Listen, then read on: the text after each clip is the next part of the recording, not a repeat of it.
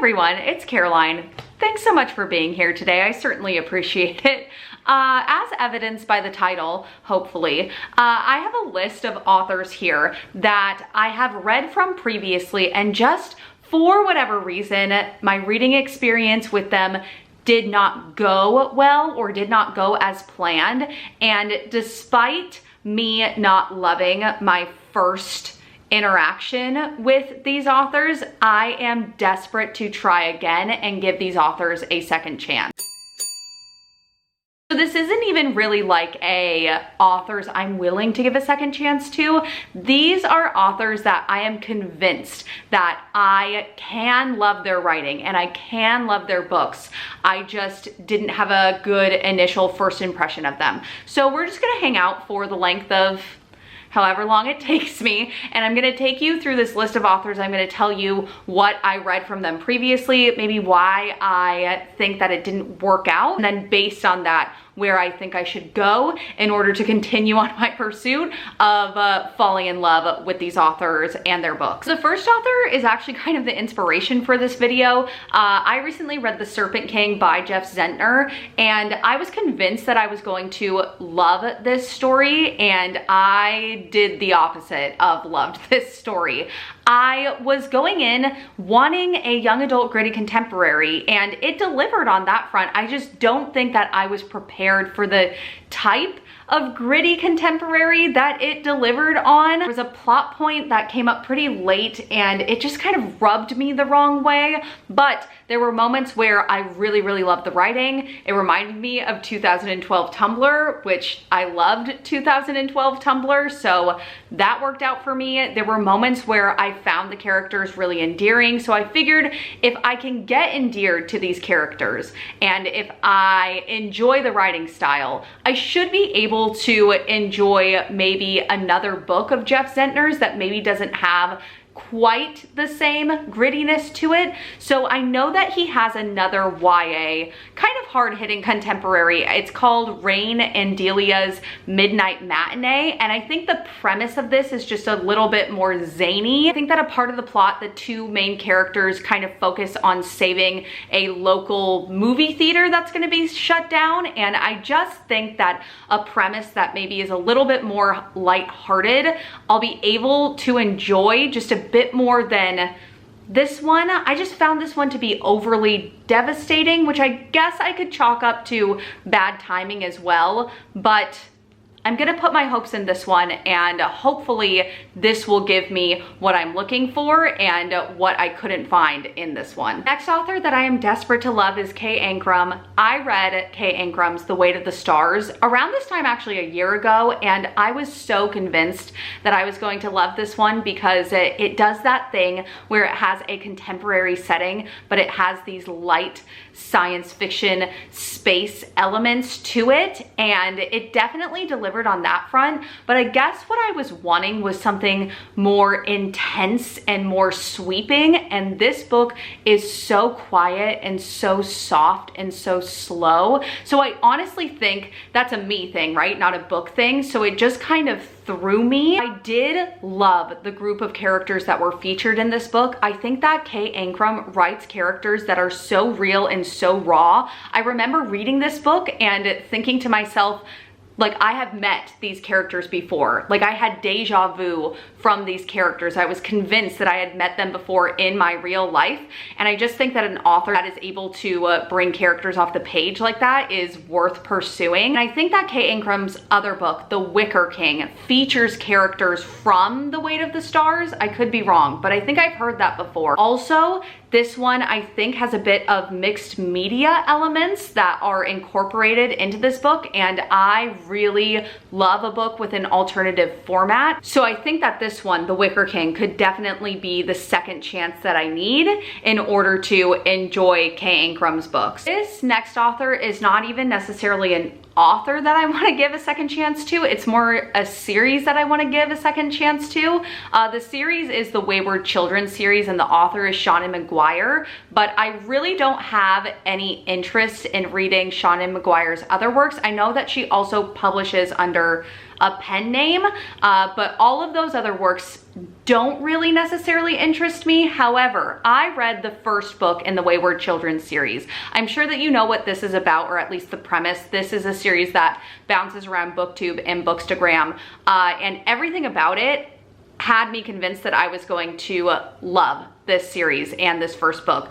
Magical children, portal fantasy, kind of like found family. And it's not that I had a bad reading experience with this one. I just think that I thought I was going to love it a lot more than I did. However, there were moments of investment that I had in Every Hearted Doorway, in particular with the characters Jack and Jill, and also whenever these portal worlds were being described, I was so sucked into that. So the reason why I want to continue with this series and why I think it may work out is because the second one, Down Among the Sticks and Bones, I think that Jack and Jill are the main characters of that one, and it also takes place almost completely in their portal world. So I think maybe what didn't work for me initially was that this one was just so set here in the real world, and I was wanting more of that fantastical, whimsical writing from Shauna Maguire. So if I pick up this second one, I'm crossing my fingers that this will be the one that kind of sets me off on the rest of this series, because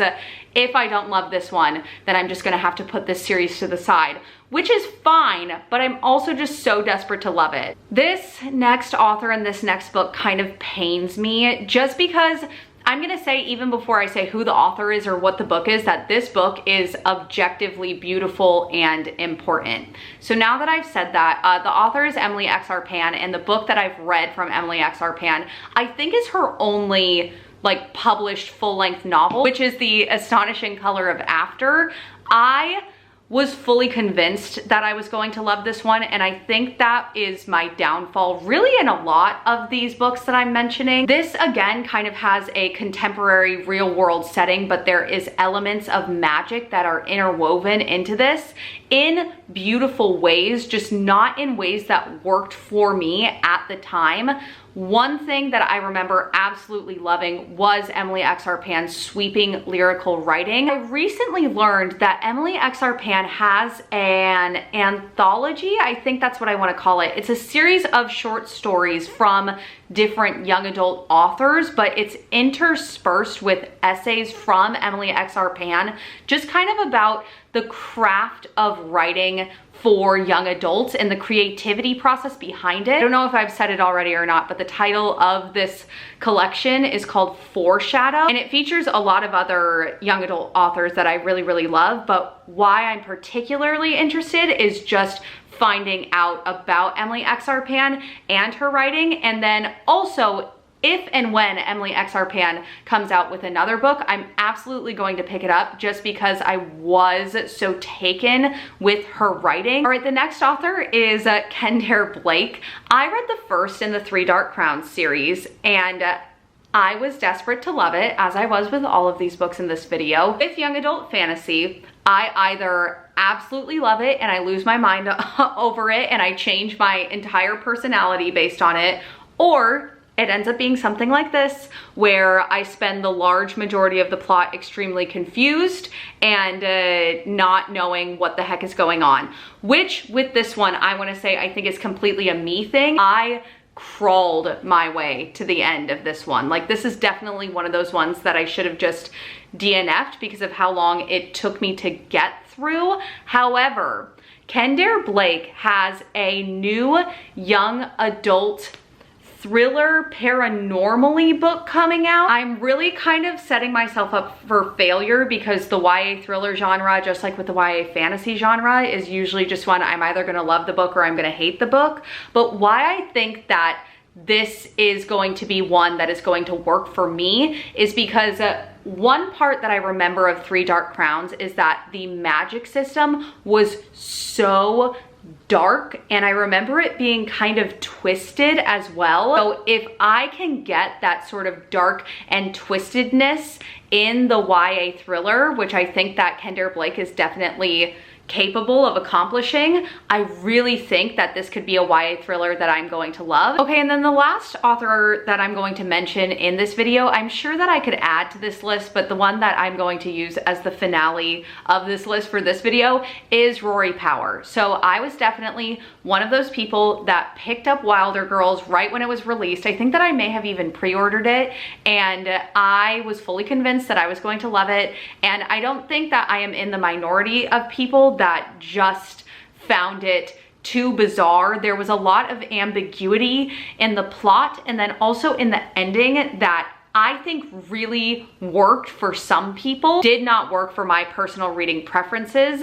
I need some type of sense. I don't need everything to be strung together, but there was just like moving pieces of this book that questions never got answered, loose ends never got tied up, and I think that I'm someone that kind of needs that. I know that Rory Power has more of a small town mystery that's been published, and it's called Burn Our Bodies Down. And I really want to pick this one up, especially because I've heard kind of that if you were a person that loved Wilder Girls, you may not love Burn Our Bodies Down as much. So I'm hoping that that kind of works in reverse, and that if I didn't love Wilder Girls, perhaps Burn Our Bodies Down will be the one that I love. I really want to explore Rory Power and her writing. I know that she has some upcoming releases that sound really interesting, and she's just a really cool person too. I follow her on Twitter, and so she's just kind of one of those authors that I want to support and I want to love. And there you have it, my list of authors that I want to love and I absolutely am going to give a second chance to, hopefully in the near-ish future. I don't know how much I actually got accomplished with this video, but if you have read from any of these authors before and you have similar feelings or differing feelings, or maybe you want to recommend me a different direction that I should take with these authors, please let me know in the comments. Also, please let me know if you have any authors that maybe you want to give a second chance to. Let's just have a full-on conversation. As always, thank you so much for watching. I hope that you are having a fantastic day, and I will see you again very soon. Goodbye.